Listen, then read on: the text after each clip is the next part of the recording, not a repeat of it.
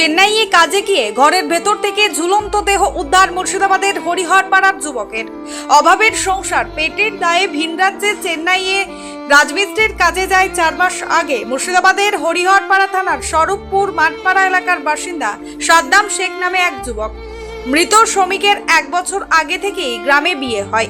বাড়িতে স্ত্রী ও মাকে রেখে পেটের দায়ে ভিন রাজ্যে পাড়ি দিয়েছিল। মঙ্গলবার সকালে হঠাৎ করে বাড়িতে পরিবারের কাছে খবর আসে তার মৃত্যু। স্থানীয় সূত্রে জানা যায়, আজ সকালে ঘর থেকে তাকে ঝুলন্ত অবস্থায় উদ্ধার করে স্থানীয় হাসপাতালে নিয়ে যাওয়া হলে চিকিৎসকেরা মৃত বলে ঘোষণা করে। পরিবার সূত্রে জানা যায়, সোমবার রাতে মৃত শ্রমিক সাদ্দাম শেখ তার পরিবারের সঙ্গে ফোনে কথা বলেন। মৃত্যুর কথা কিছুতেই মানতে পারছেন না তারা। মৃতের পরিবারের অভিযোগ, সাদ্দাম শেখের কাছে কাজ করে জমানো টাকা ছিল, সেই টাকার জন্যই সাদ্দাম শেখকে খুন করা হয়েছে। মৃত্যুর খবর পেয়ে চেন্নাইয়ের স্থানীয় পুলিশ মৃতদেহ উদ্ধার করে ময়নাতদন্তের জন্য পাঠায় মর্গে। ঘটনার খবর ছড়িয়ে পড়তেই কান্নায় ভেঙে পড়েছে পরিবার পরিজনেরা।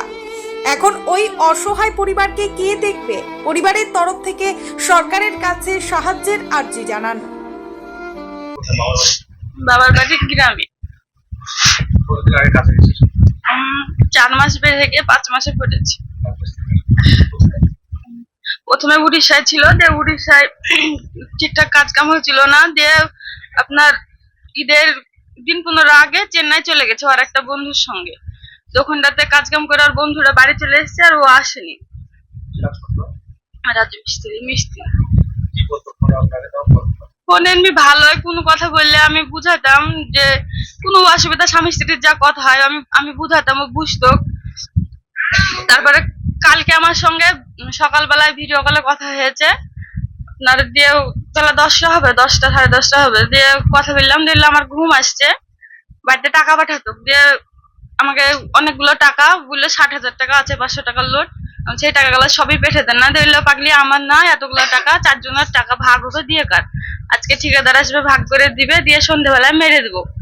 হয় তোমার এটিএম এ মারবো, নাহলে কোনো আর একটা বন্ধুর সাথে টাকা পাঠায়, রিঙ্কু নাম, ওকে টাকা মাকা দিলেও বাড়িতে এসে দিয়ে যায়। ওই শেষ কথা হয়েছে। দিয়ে আপনার আবার দেওয়ার ফোন করেছিল, ধরেনি। দিয়ে সন্ধ্যাবেলায় ফোন করেছিল, বাসা বাড়িতে রুটি করতে গিয়েছিলাম, দিয়ে দিল, মালিয়ে যে দিল। দিয়ে আমি হোয়াটসঅ্যাপে আর আধার কার্ডের ছবি পাঠিয়ে দিয়েছি। দিয়ে তারপরে আমি আবার বাড়িতে এসে ফোন করলাম। দিয়ে 2 বের করার পর 3 বের বেলায় ওই ঘুরে করলো। দিয়ে বললো আমি এক দোকানে গিয়েছিলাম, ওখানে টাকা মারা হলো না, আমি আবার অন্য দোকানে যাচ্ছি, তুমি খাওয়া দাওয়া করে শুয়ে পড়ো, নাহলে মোবাইল দেখলে দেখো, আমি তোমাকে ঘরে এসে ফোন করবো। দিয়ে আর ফোন করেনি, আমি দিয়ে আপনার ফোন করেনি খোঁজ। দিয়ে এবার ওর আমাকে রাত 10:30, 11টা, 12টার দিকেও আমাকে ফোন করে, আমাদের কথা হয় 12টা 1টা অব্দিও আমাদের স্বামী স্ত্রীর কথা হয়। যে তারপরে আপনার আর ফোন করেনি। আমি ফোন করবে, ফোন করলে আমার মাথার কাছে মোবাইল আছে, তার ফোন করেনি। দিয়ে আমি আপনার ঘুমিয়ে গেছি রাত, আমি তো ভয়েস দেখিনি, মোবাইলের নেট বন্ধ ছিল। দিয়ে এখন দেখছি ভয়েস করেছি, রাত 12টার পরে ভয়েস করেছি।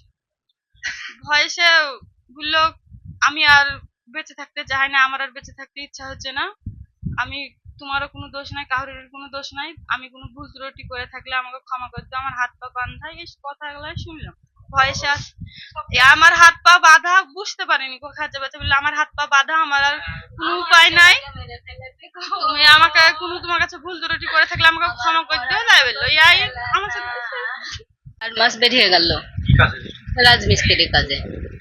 প্রথমে গিয়েছিল উড়িষ্যায়, উড়িষ্যাতে 2 মাস করে ওখানে টাকা মাকা ঠিকঠাক পারলো না। দিয়ে ঈদের পরে চেন্নাই গেছে, চেন্নাইতে যাওয়া 2 মাস হয়ে গেল। আজকে শুনলাম তো মরে গেছে, তাই শুনছি। কিভাবে তো গলায় দড়ি দিয়ে না কি তাই বলছে, আমাকে তো এখনো কেউ বলেনি, লোকের মুখে শুনি আমি। কালকে সন্ধ্যাবেলায়, বেশি কথা হয়নি, সন্ধ্যাবেলায় আমি নামাজ পড়ছিলাম, বোমা পাশের বাড়িতে রুটি করতে গেছে, দিয়ে ফোন করেছে 7 বার। আমি নামাজ পড়ার পরে মোবাইলটা রিসিভ করছি, তো বলছে মা তুমিও ফোন ধরছো না, মেহেরনও ফোন ধরছে না, তো তোমরা সব কোথায় গেছো? তাইছে তো আমি তো বাপ নামাজ পড়ছি, আর মেহেরন রুটি করতে গেছে, তো ফোনটা দাও আর আধার কার্ড খান দাও। তো কেনে কি করবে আধার কার্ড? আর 4 দিন আগে বললো যে মা টাকা পাঠাবো, আমি একটু অসুস্থ, পাড়ার লোক সবাই জানে, তো টাকা পাঠাবো 4 দিন পর, তাই বললো 4 দিন আগে। দিয়ে কাল বলছে আমার অ্যাকাউন্টে কি হয়েছে, টাকা ঢুকছে না, আর ওই এটিএম এ মেলা টাকা লেনদেন হয়, নিজেরও হয় পরেরও হয়। যে টাকা ঢুকছে না, তো আমার ওই আধার কার্ডটা দিতে বলে এখনকার এখানে দোকানে সিস্টেম আলাদা হয়ে গেছে মা। টাকা ঢুকছে না, আধার কার্ড হইলে গা টাকা ঢুকবে। আমি তো বাবা সব জানি না বুঝি না, যে আধার কার্ডটা আর মোবাইলটা নিয়ে যে বউকে দিয়ে আসলাম। বউ আবার দেখো ছবি পাঠিয়ে দিয়েছে, যে বউর সঙ্গে কি বলেছে আর আমি জানি না কিছু। গোটা রাত্রেও ফোন হয়নি, ফোন হইলেই বউ আমাকে সকালবেলায় উঠে বললে মা তোমার বাটে আই বিলেছে ওই বিলেছে, সব কথা আমাদের বউ শাশুড়ি তো আমরা বউ শাশুড়ির মতন না, যাই ফিরি আমি। কি হয়েছে বলতে গেলে সবটাই ধোঁয়াশা বর্তমানে। আমরা এখানে সকাল থেকে যা খবর পাচ্ছি তাতে একটা সুইসাইড টাইপের কিছু একটা করেছে এরকম খবর, কিন্তু আমরা সোশ্যাল মিডিয়ায় একটা ছবিও দেখতে পাচ্ছি, তাতে আমাদের মনে একটু অন্যরকম দানা বাঁধছে যে হয়তো এর পেছনে কোনো একটা কারণ আছে, বা কেউ হয়তো ওকে মারার পরে হয়তো ঝুলিয়ে দিয়েছে কোথাও এরকম। কারণ মৃত্যুর সময় যে সিচুয়েশনটা থাকে একটা লাশের বা একটা ব্যক্তির, তাতে কিন্তু গলায় কিছু একটা জড়ানো আছে, এটা যেমন ঠিক, তেমনি তার পা গুলো কিন্তু আবার মাটির সঙ্গে ঠেকে আছে এবং খুব ব্যাকা হয়ে, ফলে ওই মুহূর্তে কোনো মানুষ সহজে কিন্তু মরতে পারে না। ফলে এ দেখে আমাদের মনেও একটা ধোঁয়াশা তৈরি হয়েছে যে হয়তো এর পিছনে অন্য কোনো কারণ আছে। দূরে আছি, অনেকটাই দূরে বলা যায়, আর আমাদের নিকটাত্মীয় বা যারা আছে ওখানে কাজ করছিল তারাও এখনো সেই জায়গা থেকে পৌঁছাতে পারেনি। তোমার চেন্নাইয়ে তাম্বাপুরন বলে একটি জায়গা, সেখানে আছে।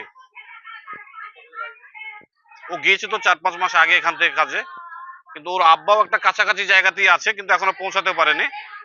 ওর আব্বার যাওয়া মোটামুটি তোমার দিন 4-5 হচ্ছে সম্ভবত। ব্যুরো রিপোর্ট, চেতনা নিউজ।